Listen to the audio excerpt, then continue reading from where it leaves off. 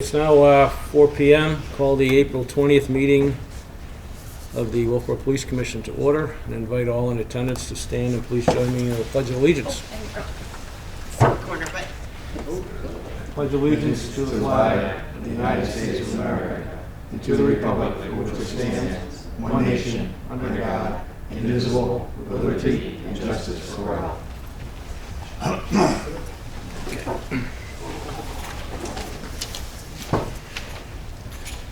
And I'll entertain a motion on the minutes from our March 16th. I move that we accept the minutes as presented. Okay, we have a second? I second it. Okay, all in Aye. favor? Aye.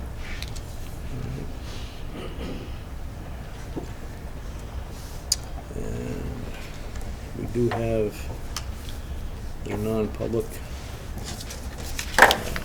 personnel items.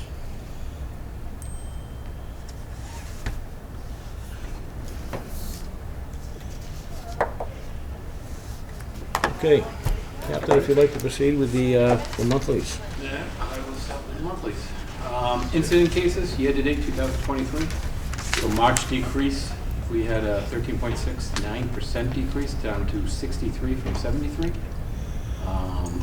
With 96 offenses in the month of March, that's pretty average. So nothing major going down from 73 to 63. 73 was high. All the backups right with it, Right. that you see it. Rest year to date, well, this climbed. March increased 228.88%. It went from 9 in February to 35 in March. So I looked at all those arrests and followed those. So a lot of those come with motor vehicles. When you see the motor vehicle stats, we had a major increase there. So a lot came out of that, DUIs, reckless ops, stuff like that. So you'll see all that in the backup. Right. The traffic stops, as I said, March increase of 196.68% from February 89 to March of 264, which increased our arrests. So only 11 tickets given out. That's 4.16% chance of getting a ticket, which isn't that bad. So all the data is right down behind there that you'll see it, with streets there and stuff like that. So the collisions year to date, this is a good stat. It actually went down. It decreased from 14 to 11 in the month of March. So that's a decrease of 21.429%. If you have more motor vehicle stops, you have more visibility. You're out there, which helps the traffic. Hopefully, collisions to go down. That's the plan. So you see the streets: Center Street, North Main, South Main, and Trotton Track, which is a new one. But you could have the neck that was open in that general area. So then you get the personal analysis report. So you'll see that we had 197 cases up to date from January till today. So that's an increase from last year from 126. Wow. So those arrests are down 62 from last year of 74, but with the incidents being up, those could catch up pretty good with depending on the investigations. So that's all that. I'll get into the school report from Officer Devine. As you know, she breaks it up from high school to middle school. So March was the 7th month of the school for SRO Devine with 18 days of school and 1 delayed opening. SRO Devine responded to several incidents in Kingswood High School and middle school. She wrote 20 reports combined with both high school and the middle school. So the high school had 8 reports. She took 2 separate reports on different days regarding students under the influence of drugs. The parents' guardians were called and taken into custody of them. She took a report of mutual combat, simple assault, which resulted in school discipline. She took a report regarding a student disseminating nude photos of students. The report was false, no further investigation. She took a report of 2 students disseminating, is that the same thing? Disseminating 2 nude photos. The phones were factory set with SRO Devine with parental permission. Sorry about that. SRO Devine spoke with the students regarding harassment, school discipline only. SRO Devine investigated 2 separate reports of conduct after an accident. Information was given to parties involved and a warning to the 2 students who left the scene of the accident. SRO Devine participated in meetings regarding the Kingswood Next Step team The mission of the Kingswood Next Step team is to provide intervention and support for identified and risk students to increase overall positive behaviors and academic success. Then over at the middle school, she had 12 reports. She took 2 regarding students in possession of tobacco vapes. All students received school discipline. That's what we want. Divine spoke with students regarding poor behavior choices between two students. She took a report regarding students who engaged in another student to commit suicide. Mental health services were provided and strict warning was given to the student. She assisted administration twice with 2 separate occasions with disorderly students who received school discipline. SRO Divine took a report of runaway juvenile, which was referred to the juvenile probation and parole. And another officer, SRO Divine and another officer transported a juvenile to Huggins Hospital for mental health evaluation. SRO Divine sent a referral to juvenile probation for a CANS assessment. It's a strength and needs assessment for students who assaulted another student. A CANS must be completed prior to charges being filed. SRO Divine wrote a juvenile petition to bring a student forward to court on numerous assaults and disorderly conduct charges after a student had randomly assaulted another during afternoon dismissal. SRO Divine took numerous reports of child abuse that occurred at the Art Center during morning arrival. The investigation is ongoing.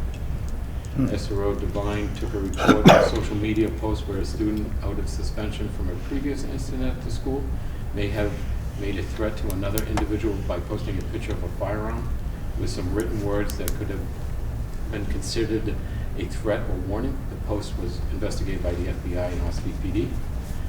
The matter resides with those jurisdictions and the parents for further attention.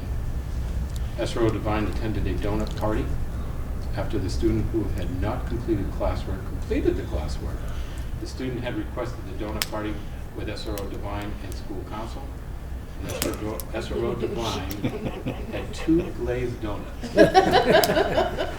So you'll see her activity report on the next sheet there that she provided. And I'll get into, you got any questions with her? No. I'll get into Corporal Jason Boucher's monthly report. Corporal Boucher was assigned to the school resource officer for Carpenter School and Crescent Lake School during the month of March.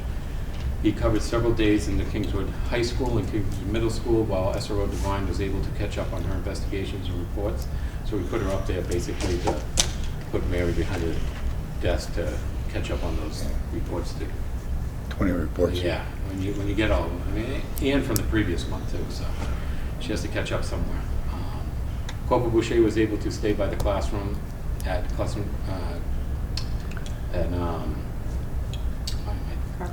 Carpenter Elementary School and Crescent Lake School to continue on working and building relationships with students and staff. Thank you. Corporal Boucher continues to assist SRO Divine when needed at the high school, middle school, and with questions over the phone. Corporal Boucher has daily meetings with SRO Divine prior to heading out of the schools. Corporal Boucher and SRO Divine had a monthly meeting with myself to go over operational activities that the SRO needs. Corporal Boucher, we do that quarterly. I meet up there with them. Corporal Boucher was in court for only one day this month. Corporal Boucher was working with our local JPPO with all court matters involving juveniles in our school district.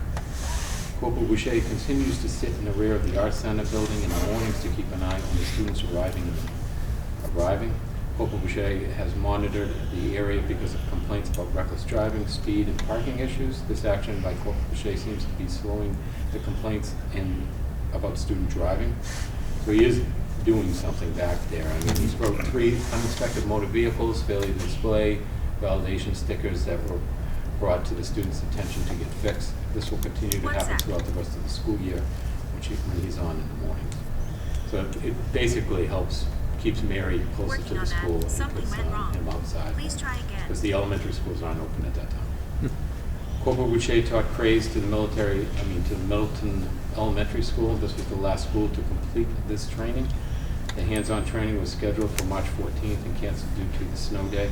Corporal Boucher worked with the superintendent of schools to reschedule that for June 21st. I believe that's their last day of school. Yeah. I think it's the 20th. 20th is their last Half day. day, because yeah. Teachers have to Teachers. have that extra day. Corporal Boucher attended the school safety training class in Concord with myself and Mary. Corporal Boucher handled Crescent Lake School 2 incidents, Kingswood Middle School, 2 incidents. Kingswood High School had 3 incidents and 1 arrest. And you'll see all the monthly report that he displays on the next sheets there. And I'll get into Detective Emerson's monthly report. In March, Detective Emerson was assigned 13 new cases and assisted in covering patrol for extra shifts. During these overtime shifts, Detective Emerson made multiple motor vehicle stops during the month, assisted in motor vehicle crashes, served court paperwork, and attempted to locate a wanted person who was thought to be somewhere in Wolfeboro. Detective Emerson assisted in many and made several arrests during his shifts. He made a DUI arrest during that shift, which came from a motor vehicle stop. Detective Emerson worked with the DCYF for endangering the welfare of a child case. Detective Emerson worked with the Bureau of Elderly Services for 2 separate reports of self-neglect where it was believed that the victims were being scammed for money. One of those investigations revealed that one victim had been scammed for almost $30,000. That investigation is still ongoing. Detective Emerson continues to investigate 2 sexual assaults reported last month. Detective Emerson is an important part of the Internet Crimes Against Children, the ICAC task force, which he's a part of, assisted them with the interview and interrogations and search warrants in Londonderry, Plaistow, and Barnstead. That was last month, right? Yeah. Partnering with these ICAC task force is an important partnership as it fights those who are harming and attempting to harm the children in the world. Detective Emerson is requested to assist with the interview and interrogation skills, which are unique and specific for interrogating and potentially child sex predators. Sorry about that.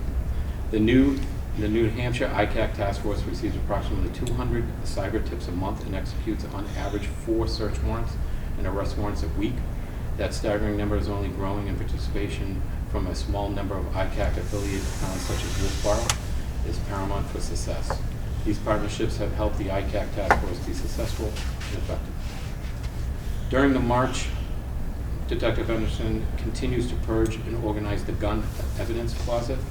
That task has proven to be highly time-consuming, but a task that is very much needed.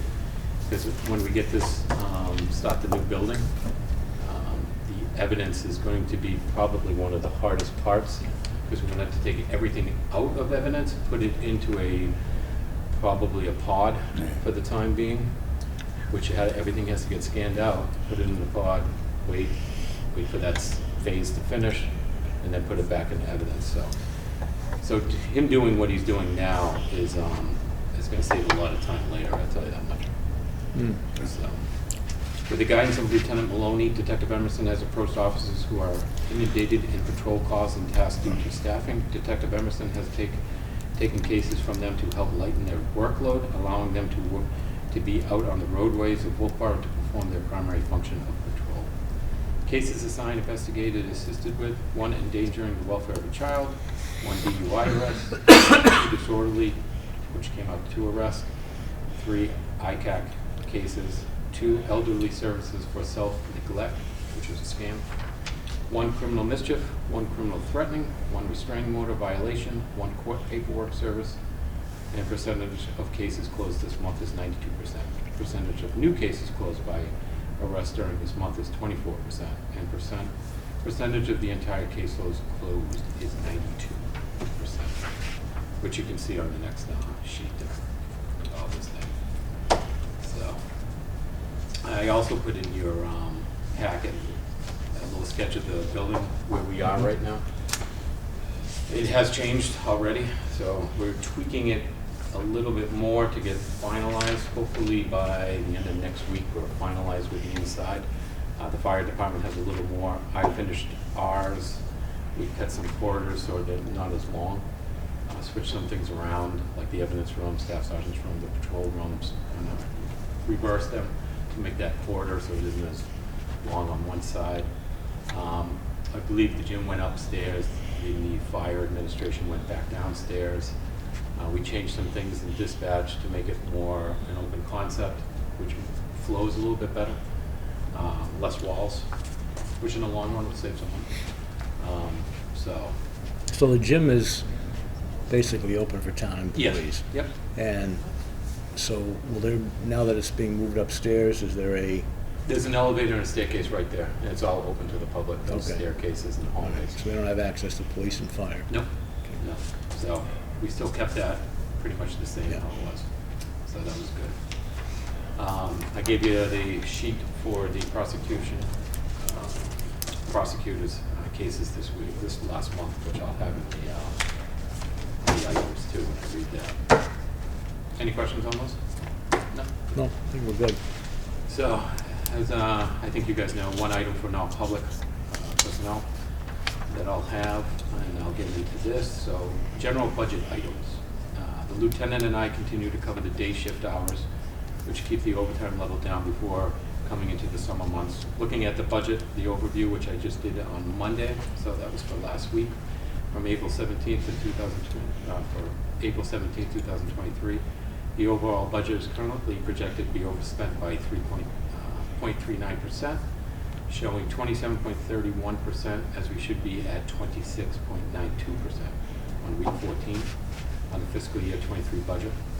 The PD is slightly overspent at 27.01%, which is a 0.93% overspent, and the dispatch, however, is still overspent by 1.79%. The MCO is underspent by 4.74%, so that's good. But these are all due to staffing issues. The January 1 day, we had to pull that out. We put it back into, because it comes out of the 22 budget and eventually gets into us. But that's one day, technically, that's not budgeted for out of 52 weeks. So that will shoot it up and increase it in the beginning. And then we have a lot of annual payments that come out. I was just of gonna ask you January. about that, if you like, you know. Yeah, we have a lot of annual payments that come out January, February, so that percentage will eventually catch up and go down. Yeah. So those numbers are not too alarming. So, and us covering the day shift, busy, I'll tell you that much, with everything else going on. So, but it's working out, and it's cutting down the, it's increasing the overtime spending. So we're getting there. Okay. Fuel for March, which was good, it came in at 270, which is down from, last month it was 288, so that's good. The department used 643.62 gallons with a monthly cost of $1,743.57. Gallons use was up from last month by 2061, but down overall money spent by $53.19 from the decrease, so that's pretty good. As you'll see, the whole budget, I did that and analyzed it, so you can see everything that's on there that I sent you guys. Personnel, Officer Dustin returns to the academy on March 27th, is attending the 191 class. He is picked up on week 5 where he left off and is doing well.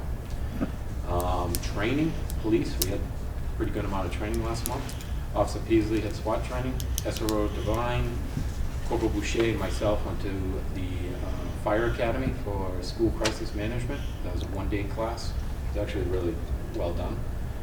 Sergeant Bulio did the FBI leader supervisor class. Corporal Shanks went down to UNH with the DEA, did a class down there. Corporal LaRochelle took 2 classes, PT instructor, and the Primex supervisor school down at the Primex facility. Anybody from the school, the public schools here, attend the school crisis? They did not, so they have a 2-day class in May, Okay. which we're going to try to get at least some of them in there, especially administration, because it would really benefit them. Yeah. I mean, you know. So, dispatch didn't have any training, but what we're doing now, we're looking at something a little new, sending 2 dispatchers to the police instructor school. Then we'll develop our own training plan in-house with new topic, procedures, and review incidents, so we try to get that done quarterly. Unfortunately, the state of New Hampshire doesn't have a lot of training for dispatchers, and when you start going nationally, it just doesn't relate as much to New Hampshire. So I think this is going to hopefully work out well. We're going to try something new and focus on ourselves. So if the fire department does it, I mean, we do it, so let's get the dispatchers to do it and focus on that stuff. So, I was just checking on dates and so forth. You said that Chris had gone back on the 27th of March, correct? 27th of March, is that right? He went back. So he's about, So he still has about 7 weeks left to go. It's like, He was at week 5 of 16. right, so he's done 4 more. So he's got Yeah. 7 weeks left. 7 weeks left, that sounds right. Okay, so that'll put him here. Mid-June. Good. Yeah, just in time for summer. Yeah, Just in- that's what we want. Exactly. The Municipal Conservation Officer, Heather Calagandes, continues to respond to calls regarding various animal issues and continues her work in dispatch coverage shifts. So she does one shift a week too, along with covering animal calls.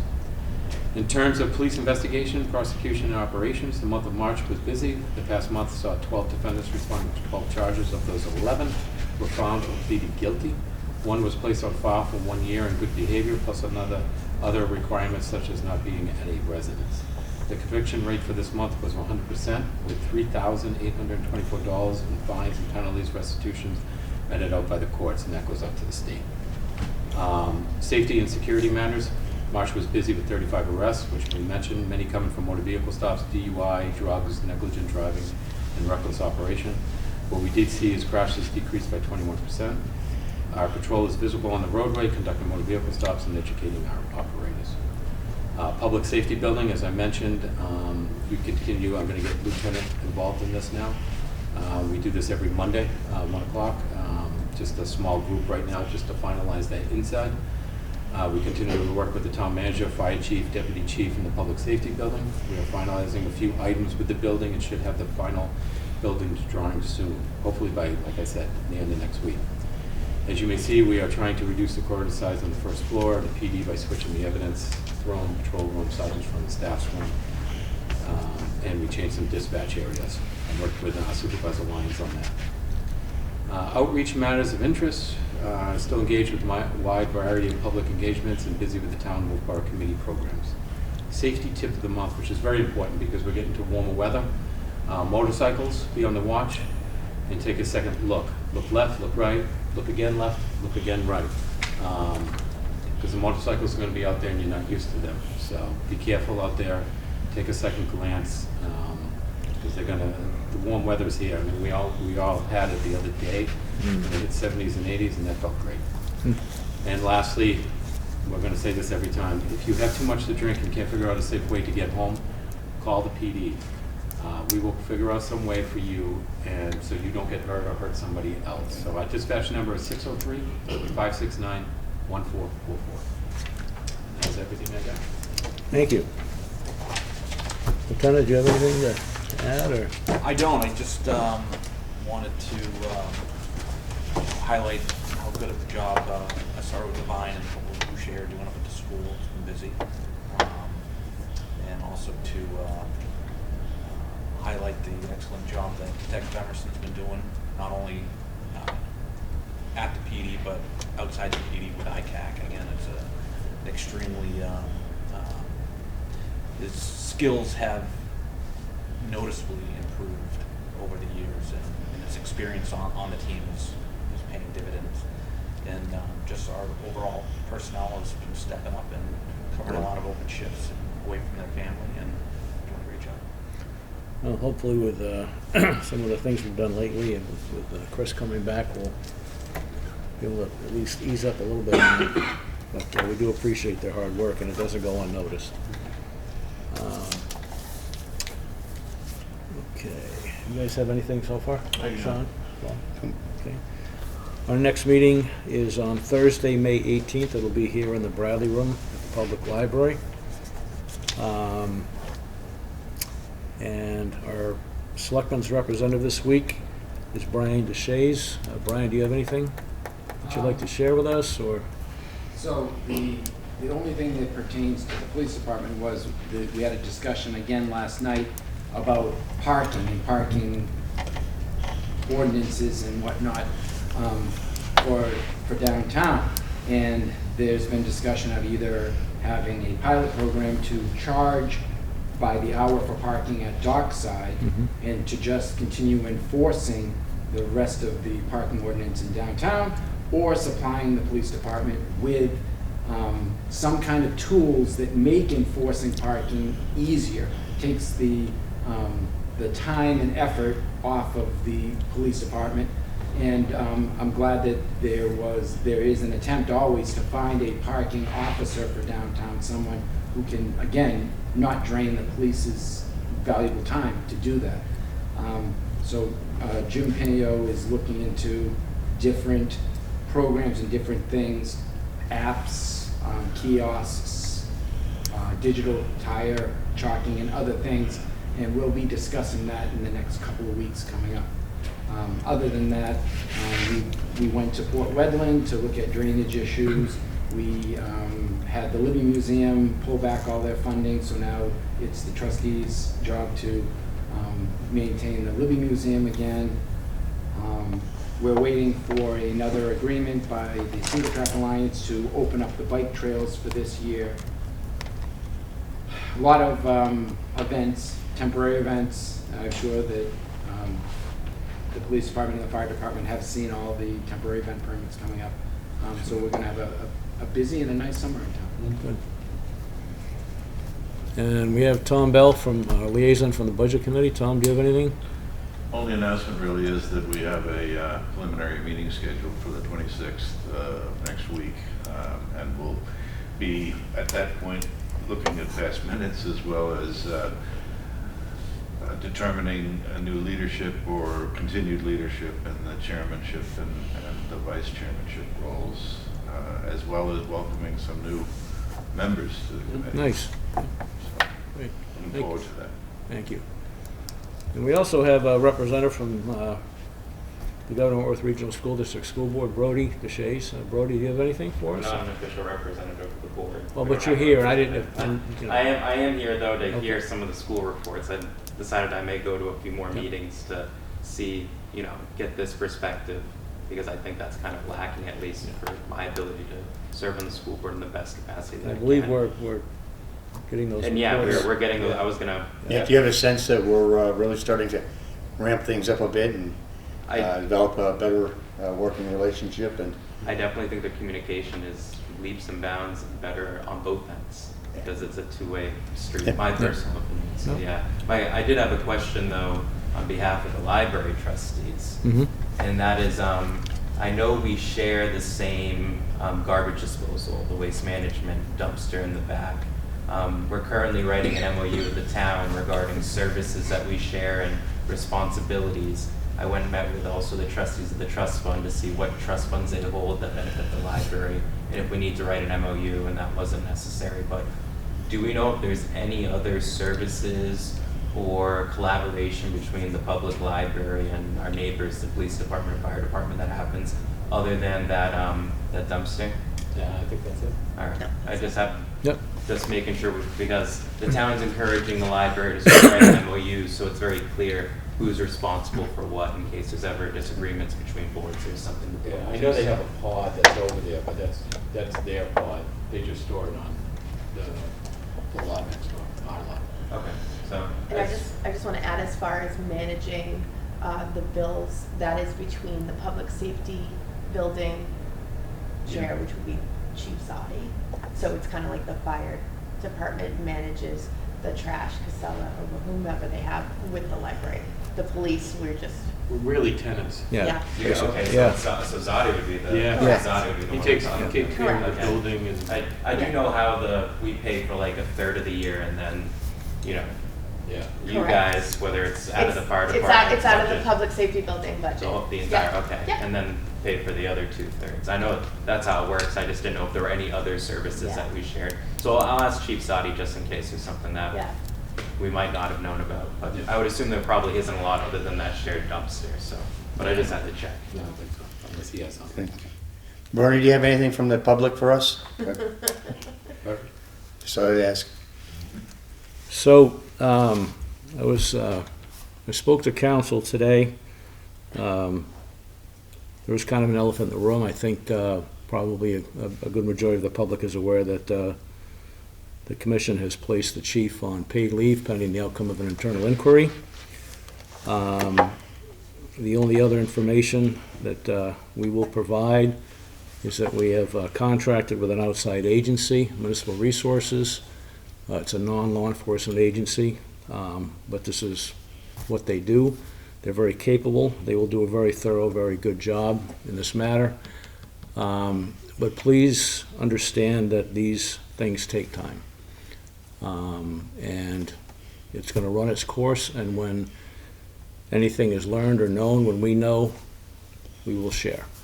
So I know there's been a lot of people speculating, a lot of people asking questions. Okay. We're not going to answer questions. We're not going to, play into the speculation at all. I just ask everybody to please be respectful. Continue to support the police department. You've been very great in supporting the police commission, the police department. And again, when we know what we know, when this is all over with, then that will be the time to share. So again, we just ask for your patience. Okay.